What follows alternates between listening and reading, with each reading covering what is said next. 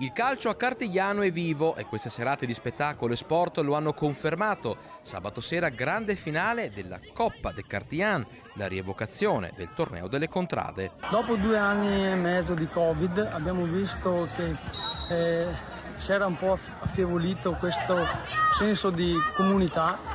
Un torneo delle contrade dedicato in memoria a un nostro giocatore Giovanni Zanotto sia stato di stimolo per tutti quanti, sia giocatori che amici e sportivi. Sport e Cartigliano, un binomio che resta forte come la passione di chi fa vivere il calcio in paese. È molto importante ed è molto bella questa cosa, perché vedere di sera così tanta gente di Cartigliano che partecipa come giocatori o soprattutto come pubblico, vedere il nostro campo pieno di tifosi, di appassionati, di gente del paese è una cosa veramente bellissima.